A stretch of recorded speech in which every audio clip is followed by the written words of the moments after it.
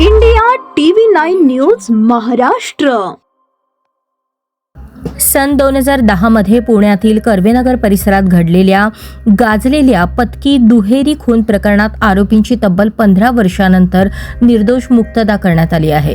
मुंबई उच्च न्यायालयाच्या न्यायाधीश भारती डांगरे व न्यायाधीश श्याम चांडक खंडपीठाने सत्र न्यायालयाचा निकाल रद्द करत आरोपींची निर्दोष सुटका केली आहे।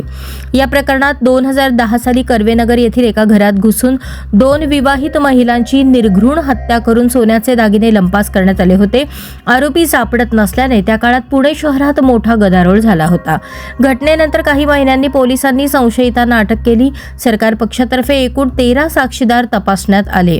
पुणे सत्र न्यायालयाने या आरोपींना दोषी धरत जन्मठेपेची शिक्षा सुनावली होती। या निकालाविरोधात आरोपींनी मुंबई उच्च न्यायालयात अपील दाखल केले। सुनावणी दरम्यान बंटी वडवेराव याच्यावर चाकूने गळ्यावर वार करून खून केल्याचा आरोप करण्यात आला होता। गुन्ह्यात वापरलेला चाकू एका फार्म हाऊसवर ठेवल्याचा दावा करण्यात आला होता। इतर आरोपींनी त्याला मदत केल्याचा सरकार पक्षाचा युक्तिवाद होता। बंटी वडवेराव याच्या वतीने ॲडव्होकेट ऋषिकेश सोपान शिंदे व ॲडव्होकेट रविराज सरवदे यांनी आपली बाजू मांडली। ॲडव्होकेट शिंदे यांनी न्यायालयाच्या निदर्शनास आणून दिले की ओळख परेड तब्बल 5 ते 6 महिन्यांनी घेण्यात आली। चोरीस गेलेल्या दागिन्यांची ओळख परेडच करण्यात आलेले नाही, ही तपासातील गंभीर त्रुटी आहे।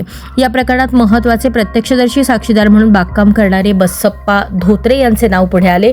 त्यांनी गुन्ह्याच्या आदल्या दिवशी आरोपी बंगल्याची रेकी करत असल्याचा दावा केला होता। मात्र ॲडव्होकेट शिंदे यांनी हा मुद्दा खोडून काढत सांगितले की सदर साक्षीदाराच्या डोळ्याची शस्त्रक्रिया झाली असून दृष्टी कमजोर आहे। अशा स्थितीत 6 महिन्यानंतर आरोपींची ओळख पटवणे संशयास्पद आहे। या प्रकरणात आरोपी अंबादास जाधव यांच्या वतीने ॲडव्होकेट अनिता अगरवाल तर अन्य 2 आरोपींच्या वतीने ॲडव्होकेट फरहाना शाह यांनी बाजू मांडली।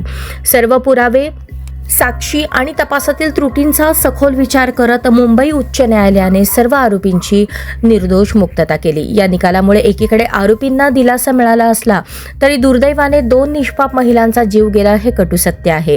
खऱ्या आरोपींचा शोध लागला का की केवळ आरोपी न सापडल्याने इतरांना या गुन्ह्यात अडकवण्यात आले, हा प्रश्न या निकालानंतर पुन्हा एकदा ऐरणीवर आला आहे।